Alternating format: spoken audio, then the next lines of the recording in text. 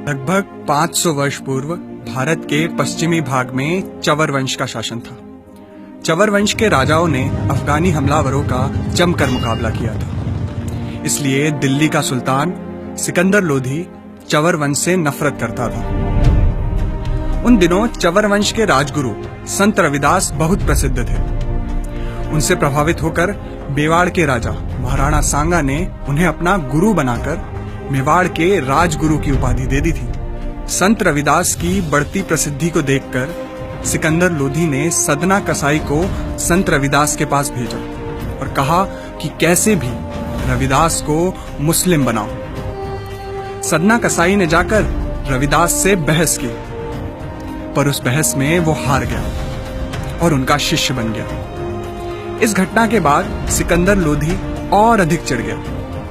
उसने संत रविदास और उनके अनेक अनुयायियों को बंदी बना लिया। जेल में संत रविदास का भोजन तक बंद कर दिया गया और उन पर अनेक अत्याचार किए गए। उनसे कहा गया कि या तो तुम इस्लाम स्वीकार करो या फिर तुम्हें मरे हुए जानवरों का चमड़ा निकालने का काम करना होगा। बहुत अधिक अत्याचार सहने के बाद संत रविदास और उनके अनुयायियों ने चमड़ा निकालने का काम स्वीकार कर लिया, पर इस्लाम कबूल नहीं किया। इस घटना का उल्लेख रविदास रामायण में मिलता है।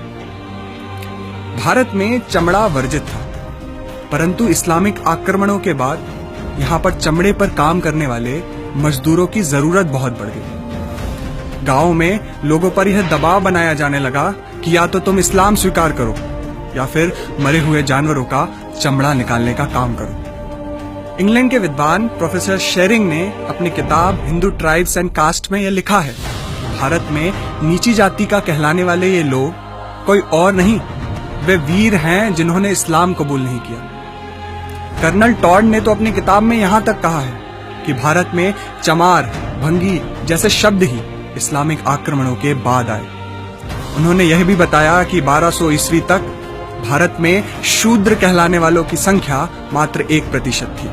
आजादी के बाद मौलाना आजाद भारत के पहले शिक्षा मंत्री बने। उन्होंने जानबूझकर इन तथ्यों को इतिहास की किताबों से गायब करवा दिया ताकि देश में जातिवाद बढ़ता रहे और इसका फायदा कांग्रेस को चुनावों में मिलता रहे। जिन लोगों को हम नीची जाति का कहते हैं, वे लोग इस देश के पहले सत्याग्रही थे। संत रविदास ने उनका नेतृत्व किया था। वे सच्चे अर्थों में क्रांतिकारी हैं। भले ही उनके बलिदानों को इतिहास की किताबों से मिटा दिया गया, पर उनको हमारे दिलों से कभी नहीं मिटाया जा सकता, क्योंकि अगर संत रविदास झुक जाते तो शायद आज हम कुछ और होते, या शायद हम होते ही नहीं।